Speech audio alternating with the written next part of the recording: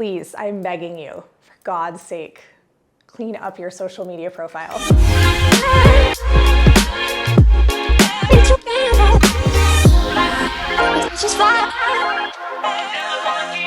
One of our most asked about topics on social media and even YouTube is, what does it take to get hired at a design firm? So today I'm gonna break it all down for you. I'm gonna tell you some do's, I'm gonna tell you some don'ts, and I'm gonna get you inside my brain so that you know what I'm thinking when I'm sitting across from someone I'm interviewing. We've been in business for almost 10 years, and as the principal designer, I have interviewed a lot of people over the last 10 years. I've been really strategically building my team over about the last 8, and I've really come to figure out what works for a team.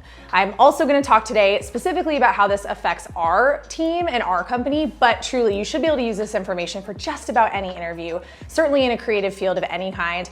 Ultimately, I wanna make sure that I'm giving you the confidence to know that as a creator or as someone going into an interview, you have some skills and just a little bit of insight for the person sitting in the chair behind the desk. First thing we look for, without a shadow of a doubt, is a passion for design or marketing if you're interviewing for a marketing position. Or for someone who's interviewing to work in our shops, I wanna know that you live and breathe what our brand is. So either design, fashion, or some combination of both. We're a lifestyle brand and everything we do exudes those things. So I wanna make sure that I'm seeing from the very first thing I see from you some passion in design. Show me that you live and breathe it. When I look at your resume, if there's no qualifications for design, which is very common when you're trying to break into the industry, I need to have some other indication that you understand design as a whole. Same thing with fashion. If you love clothing, if you love fashion, you love designing, you love merchandising, you love marketing, I need to be able to see that from the very first time you reach out. So whether it's in your resume, in your cover letter, in your email, on your social platforms, I need to be able to know that. I wanna see your portfolio. Even if the company isn't asking you for a portfolio, give me a very short, condensed, brief version of your work. Show me how experienced you are. Make sure that it's in the same format with any other documents that we or the company are asking for. So if I'm asking for your resume in a PDF form, make sure your portfolio that you're sending is in a PDF form so that I know I'm gonna be able to open it, or you know that I'm gonna be able to open it. I'd say the only exception to that would be video. If you can produce a great video and it can be a really good look at who you are, go ahead and obviously send that in a format that's different than a PDF. Yes, cover letters are still a thing. A cover letter, an intro email should accompany your resume. And what am I looking for in a cover letter or an intro email? I'm not looking for you to tell me how much you love me or how long you've been following me or any of those things. What you should be using your cover letter or intro email for is to help bridge the gap between what I'm reading in your resume and what else I need to know about you before you get to the interview. So here's a great example. We get applicants from all over the country. We are located here in Arizona. Occasionally, I'll review a great resume and the cover letter won't address anything about the location of the applicant. So I'm reading the resume and I'm thinking, oh, this person has great experience. However, their address is in Utah. We're located in Arizona. So I would be looking for that cover letter to explain to me, are you in Utah? Have you just recently located to Arizona? Are you planning on moving? And the whole time I'm thinking about, this job does not offer relocation. So how are you getting from where you are now to where my location is? So address things like that. If you've had a gap in employment, especially now because of COVID, a lot of people have had gaps of employment. They've been laid off, they've been furloughed, or they took time off for whatever reason.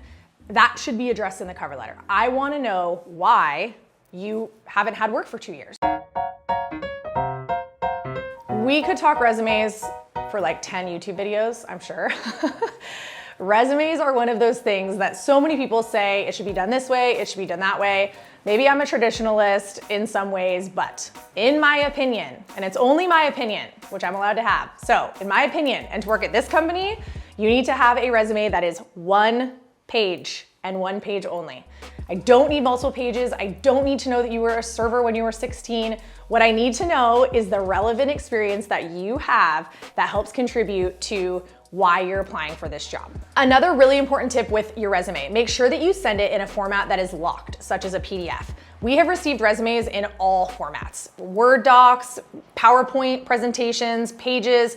There is no guarantee that the person on the other end is going to have the software that you have or the font suite, most importantly, that you have. So you've spent all this time making your resume look so great, and then you send it to me in a Word doc and I open it and all your fonts, all your spacing are all messed up. That would be horrible, right? So we wanna make sure that your resume is in a locked format that I can open. It's so, so, so important. It's also important, in my opinion, to use black writing, black text, make sure it's nice and clear, easy to read. I don't need a bunch of font changes and formatting. I basically wanna know who you are, where you're from, what your address is, how to contact you. That's another thing, you guys. So many people leave off their actual contact information. An Instagram handle is not official correspondence. I can't send you an offer letter through Instagram. I mean, I guess I could, but like, who does that? That's not official business, right? I need an email address and a phone number. Coming from someone who's not huge on the phone, I still need a phone number, right? We need to be able to contact you. So make sure that your contact information is on your resume and it's in a format that we can open. Like step one, have to be able to open the resume, right? Resumes should be different. Truly, although it's been 10 years since I've applied for a job, probably longer than that actually, since I actually applied for a job, you should have different versions and formats of your resume. And the reason why is because depending on what position you're applying for, you should be able to craft your experience in a way that makes the interviewer know that what you've done previously helps prepare you for this particular job or whatever job that is for you. So as I mentioned, I don't need to know that you were a server when you were 16, unless when you were a server when you were 16, you had some control over the Instagram profile and you're applying for a marketing job. And for those reasons, it would be important for me to know that. So you can also leave small gaps. I don't wanna see that you had a job 10 years ago that's related to this current position you're applying for. But if you had things that you did in positions 2 years ago that you feel are more relevant, I wanna know that. I wanna see that. It helps round out your experience and makes you look really qualified. Last big one with resumes, triple check you have spelled everything correctly. You have got to have a proofreader, not just yourself. After you've written this whole thing, your eyes are gonna start going cross-eyed. You're gonna be so proud, your resume is gonna look amazing, it's gonna check all of these boxes. You need to then send it to someone else that you trust so that they can proofread it for you. They should be looking for formatting, grammar, spelling, and my biggest pet peeve, you guys, is when someone takes all this time to craft a beautiful resume, a beautiful portfolio, and then they spell either my name wrong or our company name wrong. The best thing to do when you're looking at making sure that these things are correct is to go to the company's website and use exactly how they spell it in the body of their web pages and copy that. So for us, our company is called THELIFESTYLEDCO. It's all capitals and it's THELIFESTYLEDCO, not the space, capital space, like. How people think you say our company name. Lifestyles. The Elco. The Lifestyling Company. The Lifestyles Co. Lifeco. Lifestyle Co. LCL. The Lifestyle Deco. There's so many iterations of how this can be spelled. I have to know that you pay attention to details and that you understand our brand. It's so, so, so important. Same thing, my name is spelled Kristen, K-R-I-S-T-E-N, not with an I, not Chrissy, not Christy, none of those, Kristen. And truly, like I said, it's just the first indicator that you're moving a little too quickly. You're maybe excited, but it automatically lets me know that you don't have those detail skills that I need to make sure that you have to work here. Please, I'm begging you, for God's sake, clean up your social media profiles. We look, we check. It's probably like 1A in what we check. We get your resume, we see your name, and we Google you, and we look at your profile, especially in a company that is out there, right? So social media is really important to us. We're on all the social media platforms. We're on YouTube. We wanna make sure that people that we're hiring share the same mindset, if you will, on the way that you should put yourself out there in social media. I'm sure you had fun at Mardi Gras, but I don't need to see everything that went down at Mardi Gras, especially when you're job hunting.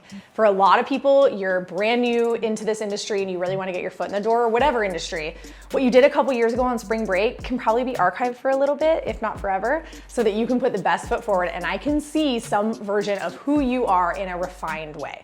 A professional setting is important. You guys know us. We're not, overly like nose in the air. We're real people, but I'm also looking in your social media profile for who you're telling me you are on paper to match on social media. So if you look really put together on paper, you're very professional, you've hit all these marks, and then I go look at your social media profile and you haven't left much to the imagination, that's gonna be off balance for me. It's gonna instantly show me that you may not be living your most authentic life, either in front of me on paper or on social media, and we don't want that. If I'm a first-time viewer of you and your brand, your personal brand, whoever you are, what am I seeing, and does it reflect what you've shown me on paper? You gotta do research, right? You need to know who you're trying to work for, what you're applying for. Most of the successful people we have working here are ones who did a lot of research ahead of time. They started following us a long time ago. They started understanding who some of our employees are that you see on social media. They have a good understanding of who we are and what they're signing up for, right? This is just as much an interview for us and you as it should be for you to us. So you need to know what you're getting yourself into. If you don't know any of our projects by name, that's a problem. I've sat across from people and they tell me they love design, they live it and breathe it so much. And I ask them, oh, do you? What's one of your favorite projects that we've done? And they can't tell me. They have no idea. They say that one with the Black Island. Like, what? Huh? What do you mean? You don't know any of our projects? We are proud of our projects. So speak the language, right? We want to see that love language come through. For us, it's our projects, it's design, it's fashion, it's lifestyle, it's our YouTube channel, it's Pinterest, it's Instagram, it's our travels, it's rosé, it's all the things that we love. And I want to know that you have already taken a deep enough look into this company to want to work here. You think you're going to fit in, you think you're going to bring something to the table, and all of that comes with enough research that you can sit across the table from me and talk the same game. Talking about a creative business in general, I think, do not lie about your level of experience, especially when it comes to technical skills such as video editing, SketchUp, AutoCAD, Photoshop, Illustrator, InDesign, any of these creative suites that you need to know how to use for whatever position you're applying for. Don't tell me you're an expert when you're not an expert. Specifically in this office, we do what's called a skills test. So after your first interview, we love you, yay, we think you're gonna be a great fit. We pair you with one of our employees and you actually have a skills test so that we can see that what you're telling me you can do, you can actually do.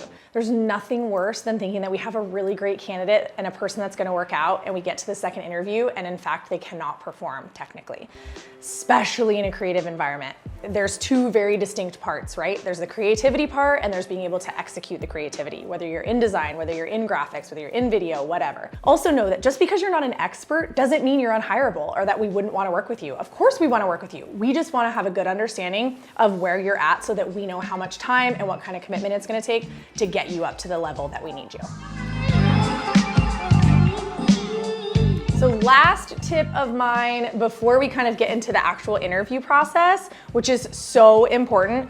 If the position that you're going for requires technology, use the time before the interview. So when you're sending your resume, when you're sending your cover letter, to your advantage. We have an employee that we love here that's near and dear to our hearts, and she immediately made herself a front runner because she sent us a 30-second intro video helping us get to know her better. Hi, The Lifestyle Co. I'm Annie, and I'd love to be a part of your team.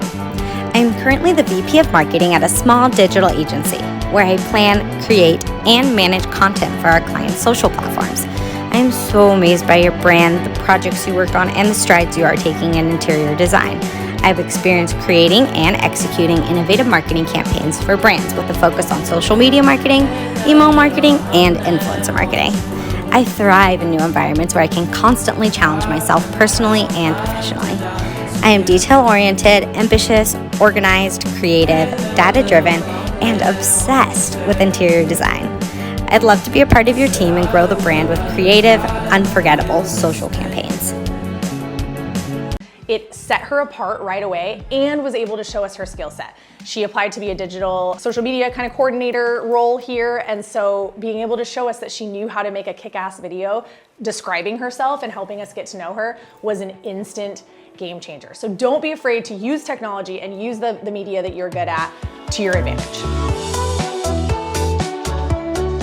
Okay, you got the call or the email. You've sent us a killer resume. We like you. We've scheduled an interview. You're coming into the office and you're gonna meet me, or truly our process for interviewing. You would usually interview with our director of ops and then someone else in the department that you're interviewing for. And then I'm usually the third interview, hopefully the last typically, but you're gonna interview with someone from our company.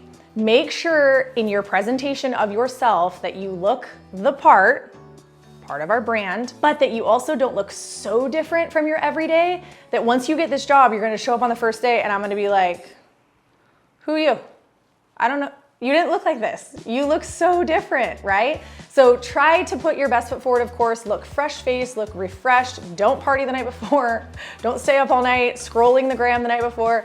Get rest, but truly put the best presentation of who you are forward. If you never wear makeup, don't wear makeup, right? I want to be able to know who you are and have a good understanding of what your most natural and comfortable state and aesthetic is. It's super important. I don't like meeting people in an interview and then after they've worked here for a month, I can tell that that wasn't the same person. Don't be afraid to teach me something. My favorite thing is when I have someone sitting across from me and they say, did you hear about X or Y or Z that is relevant to my industry, to my hobbies, to what you like? Take that time to make it conversational, to really let me in on what you like and how that kind of helps me to get to know you. When you walk in this door, make sure that you have a plan. Make sure you have a vision. Start with the end in mind. It's really challenging to break into the design industry, especially with no experience. So in the rare case that we're hiring for a position that has no experience, I wanna make sure that you have a plan for yourself. Responding with something like I'll take anything is not the passion that we're looking for. I wanna make sure that you're demonstrating to me that you have self-direction, you have a guided path, and you know exactly what you want out of this.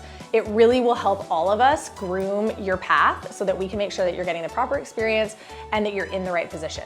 Ask questions in the interview and not what's the salary? How many days off do I get? When can I start? Right? Those are questions that are better reserved for later interviews or when you're communicating and kind of coordinating things. I want to make sure that you are as invested as I am. Like I said, this is an interview between both of us. So ask questions. Don't be afraid to ask questions about the background of the interviewer. Don't be afraid to ask questions about the vision for the company. You get a very small opportunity to make an impact and seem interested. By you asking questions, it's showing me how interested you are and helping me think and make me think about how I can see us working together. We're through the interview. You killed it. You are so excited. You called your mom when you left here and you were like, oh my God, Mom, I think I did so good. Never, ever, ever follow up on social media. Like it is a absolute no-no. We have enough DMs. We love to talk to you guys on DMs, but the proper and appropriate place to tell me how much fun you had with me while we were interviewing is not on social media. In the same token, I'm sure you think you did awesome, but if you haven't heard from us in a couple weeks, like zero contact, again, we don't need you to follow up. We have your contact information, we know where to find you, and if we need to talk to you, we'll get you, right? We're running a business here, and while it's really important that we hire the right people, and we of course wanna make time for those people, we're running a business here. But what you do need to do is send a handwritten thank you note. I know it sounds archaic, but I'm telling you it matters. Every single time I get a handwritten thank you note from someone, it instantly reminds me of the human connection that we had. It makes me feel like they cared about my time so much that they took the time to send a thank you note to me to remind me who they are. It is honestly still one of those things that is an absolute game changer that in this digital age that we're in will set you apart from everyone else. My final tip for this video is a little bit about social media etiquette and truly just an overarching umbrella for how to get hired, period. Don't be a dick. That's it. Don't be a dick and you'll probably get hired. So specifically in social media, we have people who send follow-up DMs, which I've already told you not to do, and we can scroll up or down and see past messages.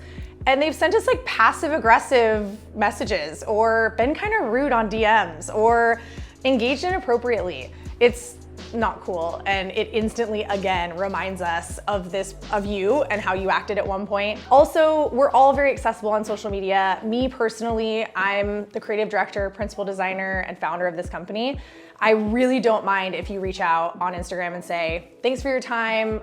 If you've also sent a handwritten thank you note, but I'm totally okay with that, but don't follow up with me, don't hound me, don't ask me if there's an update on DMs. It's like so inappropriate.